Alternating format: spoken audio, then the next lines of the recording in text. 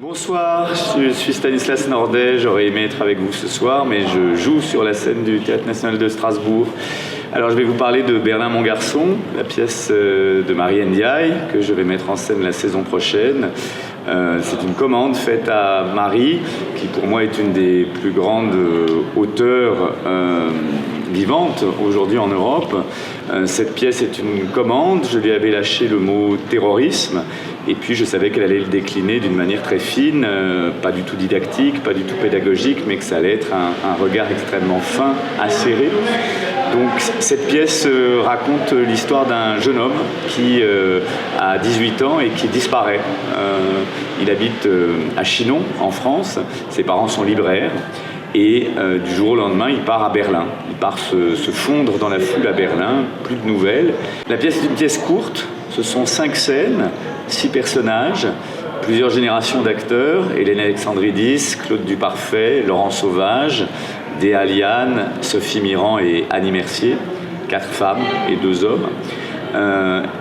C'est une pièce très forte parce qu'elle touche au cœur véritablement de ce qui nous arrive aujourd'hui, et en même temps c'est une pièce qui laisse tout ouvert, qui raconte les ambiguïtés, qu'est-ce que c'est qu'être une mère aujourd'hui, qu'est-ce que c'est qu'être un père, comment on éduque ses enfants, comment vos enfants vous échappent totalement, et en même temps la pièce a un air de suspense parce que finalement il s'agit d'une disparition, la disparition d'un fils, d'une recherche, d'une quête, et de la façon dont finalement la tranquillité de cette librairie à Chinon est opposée à Berlin, qui est finalement le monde, l'endroit d'où partent les soubresauts du monde.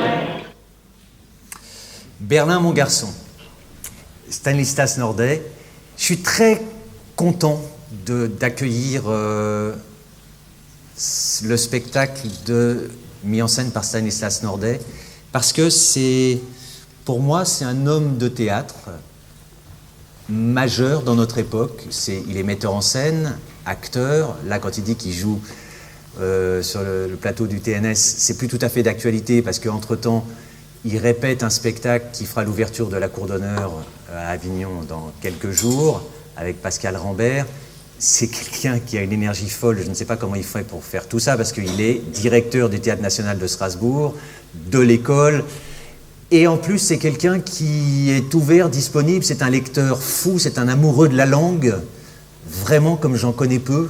J'ai rarement rencontré des hommes de théâtre qui lisaient autant, et qui non seulement lisaient, mais se rappelaient de ce qu'ils avaient lu, et qui, quand ils rencontraient des collègues, en l'occurrence moi, savaient me conseiller très pertinemment sur un texte ou sur un autre. C'est quelqu'un qui a une générosité aussi par rapport aux gens qu'il a accueillis dans son école. C'est quelqu'un qui, par exemple, m'a parlé d'une jeune metteur en scène qui s'appelle Mathilde Delahaye, que j'ai rencontrée, et il a bien fait de m'inciter à la rencontrer, puisque voilà, on est là ensemble ce soir, qui m'a fait rencontrer aussi une autre génération de comédiens, Camille Dagen, qui a été ma collaboratrice, qui est ma collaboratrice artistique sur l'île des esclaves, qui a présenté un spectacle dans le WET qui s'appelait Durée d'exposition.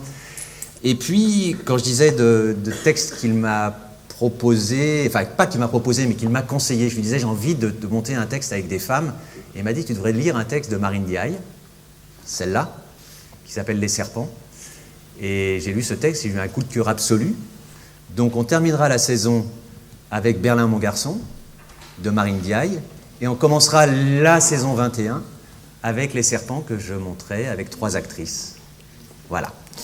Ce spectacle, Berlin mon garçon, se jouera, avant de se jouer au Théâtre de l'Odéon, il se jouera ici du 26 au 30 mai.